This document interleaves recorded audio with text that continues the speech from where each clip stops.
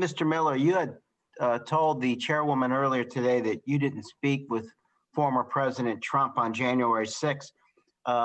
However, a reporter quoted another senior defense official who said they couldn't get through. They tried to call him. To your knowledge, did you or anybody you know try to contact President Trump on January 6th? I did not, and to the best of my knowledge, I'm not aware of anyone else that did from my office either. Was there a discussion about whether or not the president should be reached about this? No, during all this discussions that were taking place, the decisions that had to be made? No, I had all the authority I needed to make the decisions.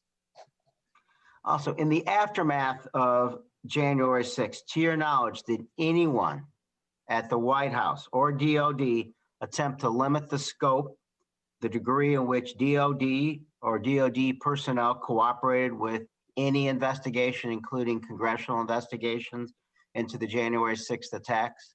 No, there's been nothing like that that I'm aware of. Look, I'm the last questioner. I'm struck with what you've said twice now, that you wouldn't change anything about the DOD's response on January 6th, that you have no regrets. I mean, it's coming from the military. We lost that battle, right? I too was in the room where it happened.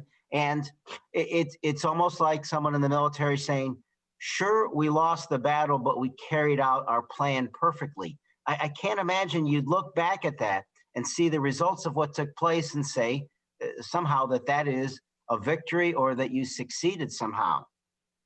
There were 8,000 badged and credentialed police officers on duty that day. I don't know how many from the Capitol. I want to highlight Chief Conte, who did all hands on deck, which was very laudable in his force degree. I'm just talking about DOD. And again, how would you answer this? If this is a victory, if this is success, how would you have classified a failure? I want to highlight it's not the correct role for the Department of Defense and our armed forces to be involved in civilian law enforcement matters, except as the absolutely last resort and when all civilian law enforcement has been expended. That did not occur until about 2:30 in my estimation. The last resort, you came in after the fact. I was in the room. I remember hearing colleagues saying, when does the effing cavalry get here? If you were the effing cavalry, you never showed up. You never got there on time. And we were exposed because of this. This isn't anyway. I just respect you a lot more if you said we could have done this and this better. And I thought with that, okay, you're at least trying. Okay, you don't win every battle, but to lose a battle and to say it was everybody else's fault, that's not that just does a disservice to the Department of Defense. That's not what I've said. If we had a valid request and a necessary request from your body, I guarantee you that the Department of Defense would have been there in strength as required. All right. So, but you would acknowledge we lost the battle. We lost the building for the first time since 1814. Horrifying. And it was everybody else's fault but DOD.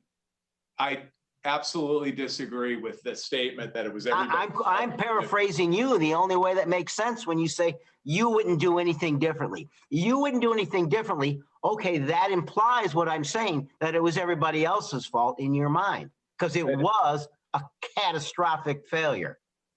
And I just had an obligation to protect and defend the Constitution and guarantee that the armed forces were used appropriately and not in a manner that would be seen as extra constitutional. Look, the Constitution is not a treaty of surrender. It affords you the opportunity to do what's necessary to defend the people and the democracy of the United States. I mean, if looked upon the destruction afterwards, looking back, you say, well, at least I defended the Constitution, is another perverse way of looking at this. Nothing was DOD's fault, and at least you did, in your own mind, defend what you thought was right for the Constitution. Never mind how many people got hurt and how much damage was done to our government in the meantime. I will absolutely take that on and take that as a compliment, because the armed forces of the United States was completely prepared and ready to respond to any valid request from any department or agency or local or federal law enforcement office. You lost, and you don't have the intestinal fortitude to own up to your part of the responsibility. And Okay, I I get guess it. we'll A lot of people screwed up. You're one of them. I yield back, Madam We'll Chairwoman. respectfully disagree on that. The Thank you for gentleman's your. Yeah, time when I was yields in the back. room, you weren't. The gentleman's time has expired. The gentleman yields back. Before we close,